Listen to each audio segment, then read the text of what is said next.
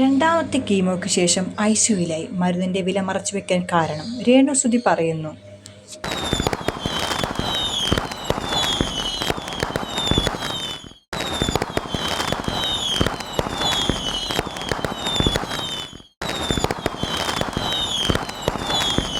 Cancer രോഗത്തിന്റെ കഠിനമായ ഘട്ടത്തിലൂടെ കടന്നു പോകുന്നതിന്റെ ഇടയിലും തനിക്കെതിരെ സോഷ്യൽ മീഡിയയിൽ നടക്കുന്ന ക്രൂരമായ വ്യാജ പ്രചാരണങ്ങൾക്കെതിരെ പ്രതികരിച്ച് രേണുസുതി. രണ്ടാമത്തെ കീമോതെറാപ്പിക്ക് ശേഷം അതീവ ഗുരുതരാവസ്ഥയിലായതിനെ തുടർന്ന് ഒരാഴ്ചയോളം തീവ്ര പരിചരണ വിഭാഗത്തിൽ ചികിത്സയിലായിരുന്ന വിവരവും ഇപ്പോഴുള്ള ഏക വരുമാന മാർഗമായ യൂട്യൂബ് ചാനലിനെതിരെ നടക്കുന്ന സൈബർ ആക്രമണങ്ങൾക്ക് പിന്നിലെ സത്യാവസ്ഥയും രേണുവും സഹോദരിയും ചേർന്ന് വ്യക്തമാക്കി. രേണുവിന് ക്യാൻസർ ഇല്ലെന്നും മരുന്ന് ബില്ലുകൾ AI ഉപയോഗിച്ച് വ്യാജമായി ഉണ്ടാക്കിയതാണെന്നുമുള്ള ചില ആരോപണങ്ങൾ ഉണ്ടായിരുന്നു. ഇത്തരത്തിൽ വ്ളോഗർമാരുടെ വ്യാജമായുള്ള പ്രചാരണങ്ങൾക്കെതിരെ രേണുവിൻ്റെ സഹോദരി ശക്തമായി രംഗത്തെത്തി. ലക്ഷക്കണക്കിന് രൂപ വില വരുന്ന ജീവൻ രക്ഷാ മരുന്നുകളുടെ ഒറിജിനൽ ബില്ലുകൾ ഫാർമസി നമ്പറുകൾ സഹിതം പങ്കുവെച്ചുകൊണ്ടാണ് ഈ വ്യാജ പ്രചാരണങ്ങളുടെ മുന ഒടിക്കുന്നത്. ചികിത്സയ്ക്കും ജീവിക്കാനുമായി യൂട്യൂബ് ചാനലിൽ നിന്നും ലഭിക്കുന്ന വരുമാനം മാത്രമാണ് തങ്ങൾക്ക് മുന്നിലുള്ളതെന്നും വ്യൂസിനും റീച്ചിനും വേണ്ടി ഒരു ക്യാൻസർ രോഗിയെ ഇനിയും ദ്രോഹിക്കരുതെന്നും വിതുമ്പിലൂടെ അവർ അഭ്യർത്ഥിക്കുന്നു. രണ്ടാമത്തെ കീമോതെറാപ്പിക്ക് ശേഷം കടുത്ത ഛർദിയും ശാരീരിക അസ്വസ്ഥതകളും കാരണം കഴിഞ്ഞ 5 ദിവസമായി ഞാൻ ICUവിൽ ചികിത്സയിലായിരുന്നു. ഇന്ന് ഡിസ്ചാർജായി വീട്ടിലെത്തി. എന്നെ സ്നേഹിക്കുന്ന ഒരുപാട് പേരുടെ പ്രാർത്ഥനയും വഴിപാടുകളും കൊണ്ടാണ് ഞാൻ ജീവിതത്തിലേക്ക് തിരിച്ചെത്തിയത്. അവർക്ക് എങ്ങനെ നന്ദി പറയണമെന്ന് എനിക്കറിയില്ല.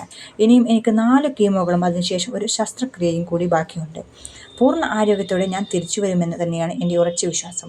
കുട്ടിക്കാലം തൊട്ടേ എൻ്റെയോ മറ്റുള്ളവരുടെയോ ശരീരത്തിൽ ഒരു മാരക രോഗവും വരാതിരിക്കണേ എന്ന് ഞാൻ പ്രാർത്ഥിക്കാറുണ്ടായിരുന്നു. എന്നിട്ടും എനിക്ക് എന്തുകൊണ്ടാണ് ഈ അസുഖം വന്നതെന്ന് ആശുപത്രി കിടക്കയിൽ വെച്ച് ഞാൻ ദൈവത്തോട് ചോദിച്ചു. നാളെ മറ്റുള്ളവരുടെ മുൻപിൽ ദൈവകൃപ സാക്ഷ്യപ്പെടുത്താൻ വേണ്ടിയേക്കാം ഇതെന്നാണ് എൻ്റെ മനസ്സ് ഇപ്പോൾ എന്നോട് പറയുന്നത്. എൻ്റെ അഭാവത്തിൽ എൻ്റെ മകൻ ഒറ്റപ്പെട്ടു പോകുമോ എന്നൊരു വിഷമം എനിക്കുള്ളിലുണ്ടായിരുന്നു. എന്നാൽ എൻ്റെ ചേച്ചിയുടെ മക്കളും എൻ്റെ മക്കളും അവനെ സ്വന്തം സഹോദരനെ പോലെയാണ് നോക്കുന്നത്. ഒരു അമ്മയുടെ വയറ്റിൽ ജനിച്ചതുപോലെ അവർ അവനെ ചേർത്ത് പിടിക്കുന്നത് കാണുമ്പോൾ എനിക്ക് വലിയ സന്തോഷമുണ്ട്. മനസ്സിന് അധികം വിഷമം ഉണ്ടാക്കരുതെന്നും ഫോൺ ഉപയോഗിക്കരുതെന്നും ഡോക്ടർമാർ എന്നോട് കർശനമായി പറഞ്ഞിട്ടുണ്ട്. അതിനാൽ ഞാൻ ഫോൺ ഉപയോഗിക്കാറില്ല. എന്നാൽ ഈ യൂട്യൂബ് ചാനൽ മാത്രമാണ് എൻ്റെ ഏക വരുമാന മാർഗം. എനിക്ക് ജീവിക്കാൻ വേറെ വഴികളില്ല. എന്നെ സ്നേഹിക്കുന്നവർ ഈ ചാനൽ സബ്സ്ക്രൈബ് ചെയ്യുകയും പിന്തുണയ്ക്കുകയും വേണം. ദയവായി എൻ്റെ പഴയ കാര്യങ്ങൾ കുത്തിപ്പൊക്കി എന്നെ അവഹേളിക്കരുത്. എന്നെപ്പോലെ ക്യാൻസർ ബാധിച്ച് പ്രയാസം അനുഭവിക്കുന്ന ഒട്ടനവധി രോഗികളുണ്ട്. ആ വേദന അത് അനുഭവിക്കുന്നവർക്ക് അവരുടെ കുടുംബത്തിനോ മാത്രമേ മനസ്സിലാകൂ. അവരോട് അല്പമെങ്കിലും കരുണ കാണിക്കുക, രേണുസുതി പറയുന്നു. രണ്ടാമത്തെ കീമോയ്ക്ക് ശേഷമുള്ള അസ്വസ്ഥതകൾ കാരണമാണ് രേണുവിനെ ICUവിൽ പ്രവേശിപ്പിച്ചത്. എന്നാൽ ഇതിനിടയിലും രേണുവിന് ക്യാൻസർ ഇല്ലെന്നും മരുന്നിൻ്റെ ബിൽ AI ഉപയോഗിച്ച് വ്യാജമായി ഉണ്ടാക്കിയതാണെന്നും ചില വ്ളോഗർമാർ പ്രചരിപ്പിക്കുന്നുണ്ട്. എന്നാൽ ഞങ്ങളുടെ സാഹചര്യം കൊണ്ടാണ് ആ ബിൽ പോലും സോഷ്യൽ മീഡിയയിൽ കാണിക്കേണ്ടി വന്നത്. തിരുവനന്തപുരം മെഡിക്കൽ കോളേജിലെ ഇൻഹൗസ് ഡ്രഗ് ബാങ്കിൽ നിന്നാണ് ഞങ്ങൾ ഈ മരുന്ന് വാങ്ങുന്നത്. അതിൽ ആർക്കെങ്കിലും സംശയമുണ്ടെങ്കിൽ ബില്ലിലുള്ള നമ്പറിലോ ഫാർമസിയിലോ വിളിച്ച് നേരിട്ട് അന്വേഷിക്കാവുന്നതേയുള്ളൂ.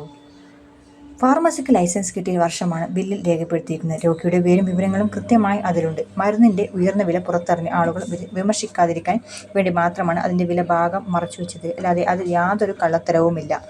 ചില വ്ളോഗർമാർ ക്യാൻസർ രോഗികളുടെ എന്ന പേരിൽ ചില ഓഡിയോ ക്ലിപ്പുകൾ പങ്കുവെച്ചുകൊണ്ട് രേണുവിനെ വിമർശിക്കുന്നുണ്ട്. എന്നാൽ ഈ രോഗം ബാധിച്ച് അതിൻ്റെ വേദന അനുഭവിച്ചറിഞ്ഞ ഒരു ക്യാൻസർ രോഗിയെ മറ്റൊരു രോഗിയെക്കുറിച്ച് ഇത്രയും മോശമായി സംസാരിക്കില്ല. ആ വോയിസ് ക്ലിപ്പുകൾ കെട്ടിച്ചമച്ചതാണെന്ന് തോന്നുന്നു. മുൻപ് രേണു എന്തിനാണ് മാധ്യമങ്ങൾക്ക് അഭിമുഖം നൽകുന്നതെന്ന് വിമർശിച്ചതുകൊണ്ടാണ് അവൾ സ്വന്തം യൂട്യൂബ് ചാനലിലൂടെ കാര്യങ്ങൾ പറയാൻ തുടങ്ങിയത്. ഇത് സാധാരണ പെയിൻ കില്ലറല്ല, അവളുടെ ജീവൻ നിലനിർത്താനുള്ള ലൈഫ് സേവിംഗ് മെഡിസിനാണ്. 6 കീമോ കഴിഞ്ഞാലും ചിലപ്പോൾ ഈ മരുന്ന് ആവശ്യമായി വരും. അതിന് ഭീമമായ തുക വേണം. അതിനാണ് അവൾ ഈ ചാനലുമായി മുന്നോട്ട് പോകുന്നത്. ദൈവത്തെ ഓർത്ത് വ്യൂസിനും റീച്ചിനും വേണ്ടി അവളെ ഇനിയും ദ്രോഹിക്കാതിരിക്കുക. അവളെ സ്നേഹിക്കുന്ന ഒരു കൂട്ടം ജനങ്ങളുണ്ട്. ഞങ്ങളുടെ കുഞ്ഞിന് വേണ്ടി അവർ തിരിച്ചു വരണം. സഹായിച്ചില്ലെങ്കിലും അവളെ ക്രൂശിക്കുന്ന വീഡിയോകൾ ചെയ്യരുത്. ഞങ്ങളുടെ കുഞ്ഞിന് വേണ്ടി അവൾ ജീവനോട് തിരിച്ചു വരണം. സഹായിച്ചില്ലെങ്കിലും അവളെ ക്രൂശിക്കുന്ന വീഡിയോകൾ ഇനിയും ചെയ്യാതിരിക്കുക.